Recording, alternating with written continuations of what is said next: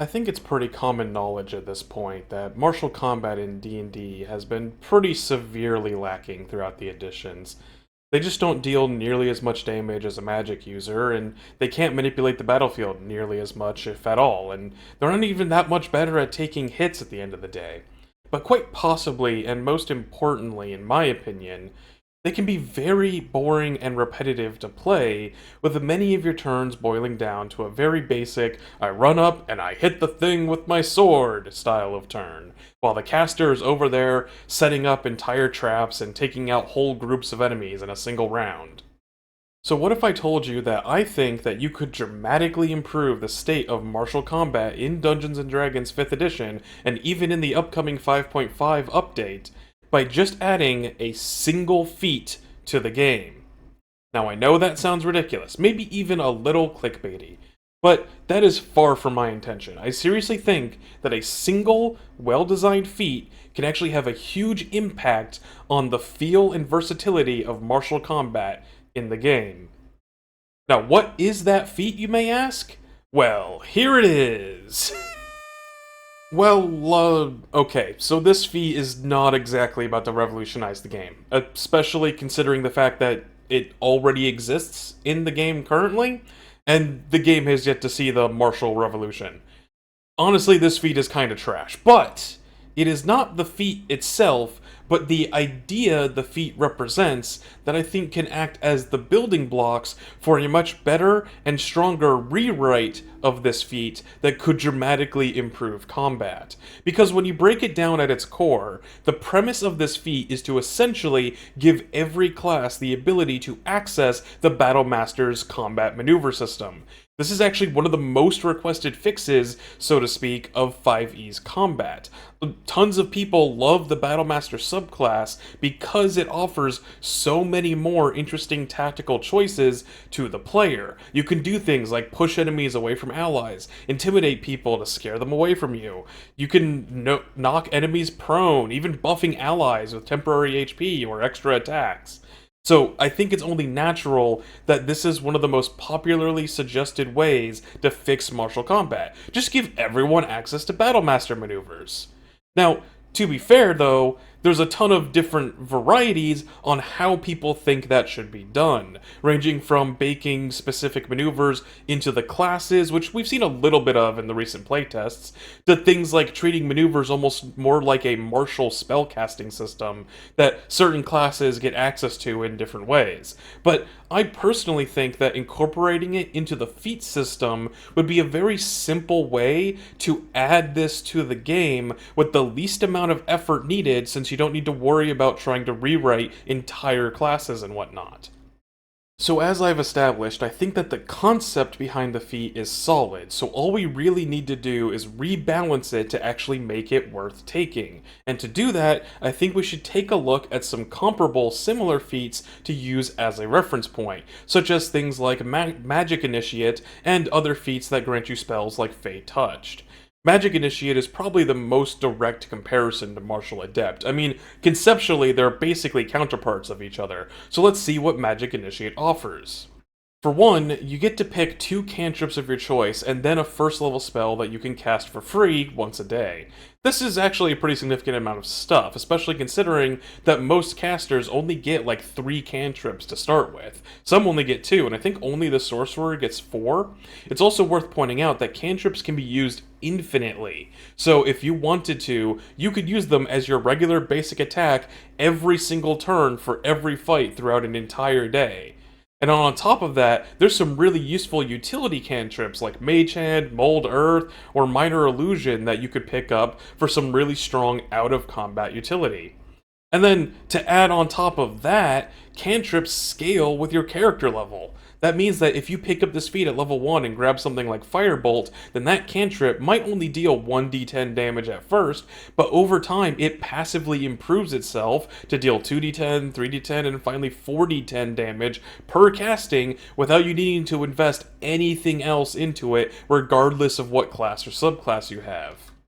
Then finally, you also get a single first level spell, and honestly, this feels like a much more minor feature compared to the cantrip, since they have unlimited uses and you only get the spell a single time per long rest. And to be frank, a first level spell just isn't that much more powerful than a cantrip, especially when you get to higher levels and cantrip's damages really start to scale properly. However, its strength really comes into focus if you're already a spellcaster, because you can also cast the spell with your normal spell slots. That means if, say, you're a wizard and you use this feat to gain the Cure Wounds spell, not only can you cast it for free once a day, but you can cast it using a higher level spell slot, making you be able to cast the spell nearly as good as a full-fledged cleric can. And hell, it's worth mentioning that in the current version of the playtest, as of the recording of this episode at least, Magic Initiate has actually been buffed somewhat to allow you to pick what mental stat you use as the spellcasting modifier for your new spells and cantrips, regardless of where you pick them up from. So previously, if you say picked up a cleric spell like Cure Wounds, you still had to use Wisdom to cast it no matter what. But now someone like my wizard example from earlier could pick up a cleric spell and still use their intelligence to cast it, making it an even better feat to pick up for classes that already get access to spells. So yeah, when you really break it down, you actually get a ton of value out of this one single feat. A feat that you can take at first level, mind you, and can easily stay relevant all the way up to 20th. And to quickly touch on feats like Fey Touched and Shadow Touched, these feats don't grant you any cantrips, sure, but they do give you two spells to add to your repertoire, and like I just mentioned, you not only get to pick what stat you use for these spells, regardless of where they came from, but you also cast them with your other spell slots, making them potentially very powerful additions to your arsenal for existing casters. And of course, to make up for not giving you access to an unlimited cantrip like Magic Initiate does, these feats are half feats that let you pick up a stat bonus for one of your mental stats specifically. That way, even if you burn through both of your free spell slots and you have no other spell slots to use these new spells with, you still always at least are getting something of value out of this feat thanks to the stat bonus. So I think that now we have a pretty good baseline for a comparison. So now let's take a look at what the current version of Martial Adept offers you.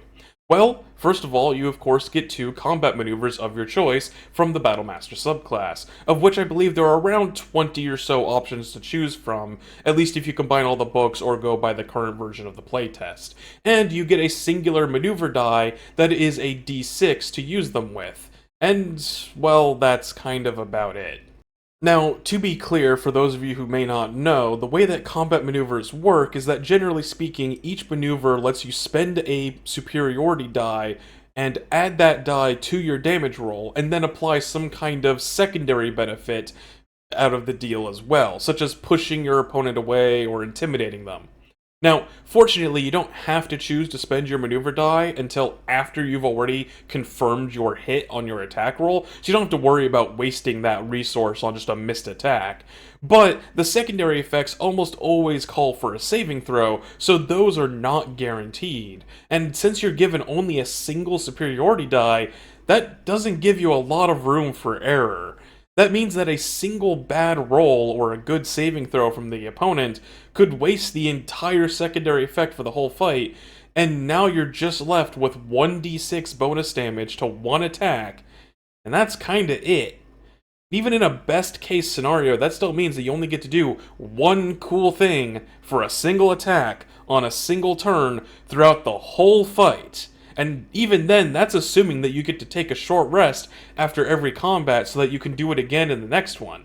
Keep in mind that the actual intent of how D&D is designed is based around the idea of running like 6 to 8 encounters per day and only getting 2 short rests throughout those encounters, which means that if you're technically playing exactly as the designers intended, that means that at best you only get to use the ability granted by this feat once every like 1 to 2, maybe 3 encounters.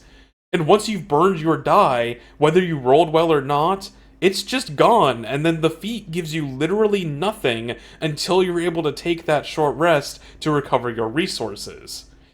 Then, on top of that, unlike the cantrips you get from Magic Initiate, nothing in this feat actually scales as you level. You always only have a single die, and that die is always a single d6. So at level 1, you get 1d6 bonus damage, and at level 20, you get 1d6 bonus damage. Now, to be fair, the secondary effects don't need to scale as much, because frightening a creature is always going to be the same effect whether the creature is level 1 or level 20. But I would argue that some of these effects do kind of get weaker contextually as time goes on. For example, things like disarming and menacing kind of get less effective as you grow in strength, because when you get to higher levels, you're more likely to fight big monsters that don't actually use weapons or might be immune to fear effects. And a few other maneuvers like parry and rally normally scale as a battle master because your superiority dice gets bigger, but here the dice doesn't change at all from level 1 to level 20, so these abilities never get any stronger regardless of what level you take them at. So I think we have a pretty solid picture of both what a better feat offers, as well as the core issues with the current version of Martial Adept. So I think it's time that we try to fix things. And I have two potential rewrites that I'd like to propose that I think could each do really good things for the game by opening up the maneuver system even more to be used by basically all classes. So here's the first one. First of all, as you can see, I made this a half feat. Now, to be clear, it seems that the direction that they're taking with the new version of D&D is to basically make pretty much almost every feat that you can take from level 4 and up into a half feat, with very few exceptions. Even feats like Sentinel, Polar Master, and Mobile are being rewritten into half feats in their latest rewrites. And I honestly think that this is a good direction for the game overall. Naturally, I limited it to only physical stats, and to be honest, I could probably limit it even further to just strength and dexterity, since those are the only ones that you can base your saving throws off of, so it feels a little bit more thematically appropriate to limit it to just those two stats. Now, the number of maneuvers that I had the feat grant remains pretty much unchanged, so there's not really much to talk about here. But the real difference that I made is that you now get 2 superiority dice instead of 1. Now, a lot of people's gut reaction when I show them this is that making this into both a half feat and granting 2 dice is just too much of a buff at once. But I kind of want to address this real quick. For one, again, the way this feat works is that you only get tactical benefits from it while you have dice. Once you spend that die, regardless of how many you have, you get nothing else from this feat. It just becomes a dead feat until you're able to take a short rest. So I think that having this be a half feat really is required in order to provide some kind of constant benefit for taking it, or else this feat just kind of turns off until you take a short rest. Maybe you could avoid making it a half feat with some other passive benefit, but I think that this is the simplest solution to that problem. And so, okay, maybe that explains the stat bonus for you, but what about the second die? Well, again, I think that only offering a single die is just not enough. As I mentioned earlier, that means that you only get to use this feat to do a single cool thing for one attack on one turn for the entire fight. Offering at least 2 dice means that you can use them a lot more tactically. Maybe use one early on and then save the other for a reaction or a specific circumstance. Maybe you want to use one of your maneuvers twice or try to combo them into each other. It just gives you so many more interesting ways to use them. Now, maybe you could think an extra 2d6 damage per fight is a lot for a feat to offer, but to that, I would like to point out that this actually offers less average damage than other similar martial feats such as Polar Master and Crossbow Expert. You see, both of these feats grant you a bonus action attack that you can add your ability modifier to, which you cannot do normally. And you can do this attack pretty much consistently on every turn. That's at least a 4 to 5 point damage bonus at the end of each of your turns with 0 limits on uses, unlike Martial Adept, and no need to rely on things like short rests. As long as a combat lasts at least 2 turns, then you're likely going to get more damage out of feats like those than you will out of this version of Martial Adept. And to add on top of that, maneuvers still require saving throws for most of their effects to actually land, so if you use a die to do something like Menacing Maneuver and they pass their save, all you get is the damage and nothing else. So like I mentioned earlier, having only a single die to spend means that just one bad roll completely ruins the main benefit of this feat for a lot of maneuvers. So having at least 2 dice helps reduce some of that potential frustration. But finally, there is one more thing that I've added to the feat, which is that I've made it repeatable so that you can take it again to learn more maneuvers and gain more dice. This is a new keyword they're introducing for some feats, and I think that it would fit perfectly here because this really makes it so that you can invest as much or as little into the maneuver system as you want. Maybe you're a barbarian and you only want to take this feat once so that you can knock people around and use goading attack to draw aggro toward you. Or maybe you're a monk and you want to take this feat 2 or 3 times so that you can gain a lot of cool martial arts style moves that fit your character.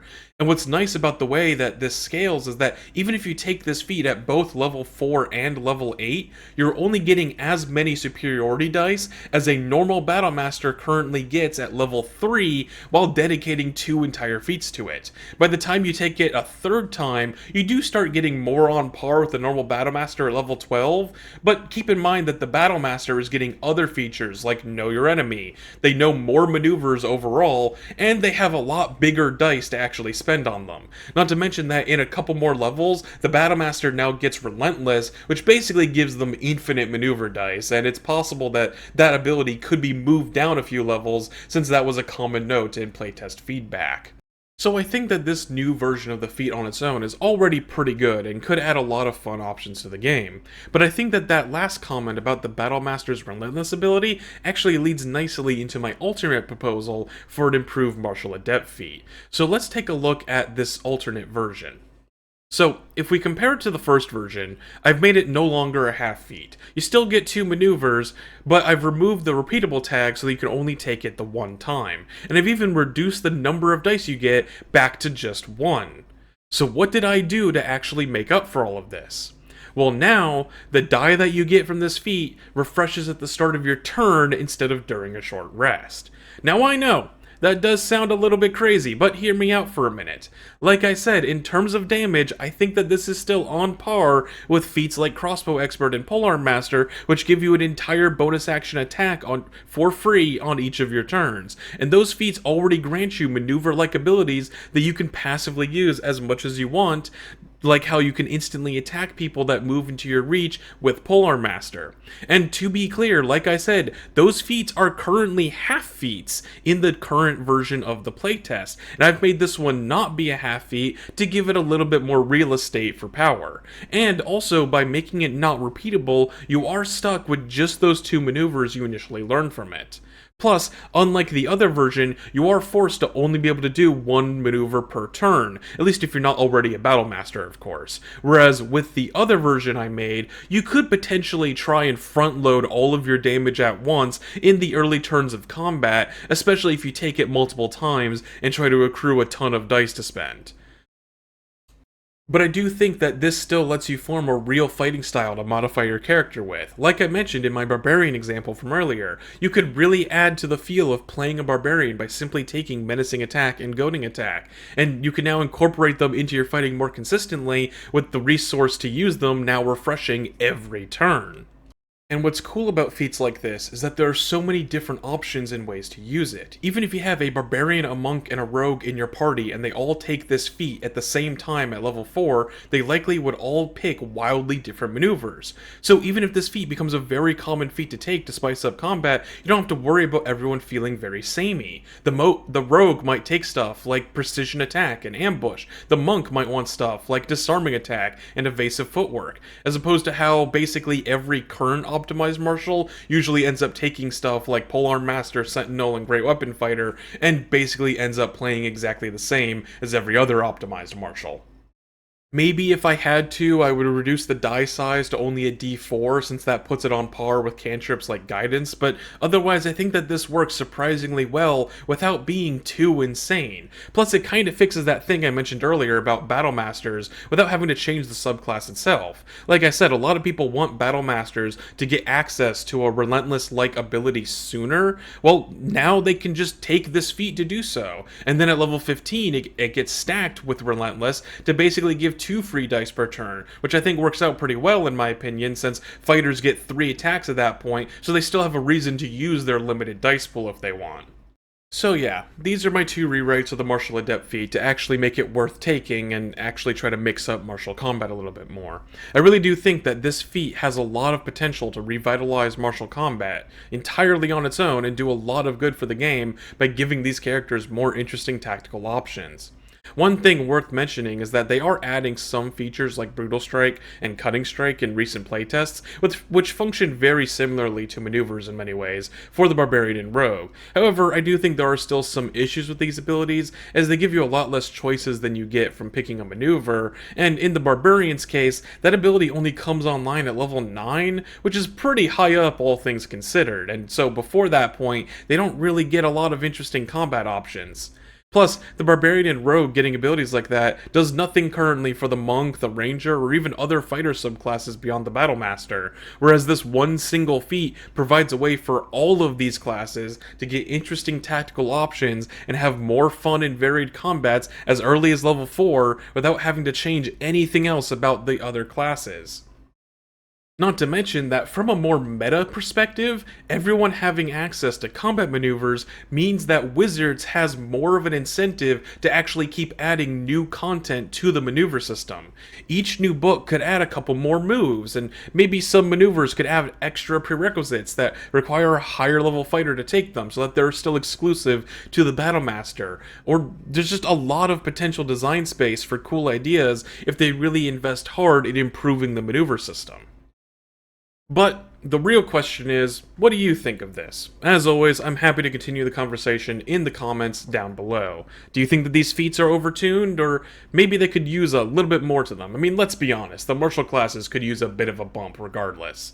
And as usual, if you like the video, feel free to leave me a like, and if you want to see more videos like this one, remember to subscribe and ring the bell to get notified of when I make more content in the future. But for now, thank you all for watching, and I'll see you guys in the next one.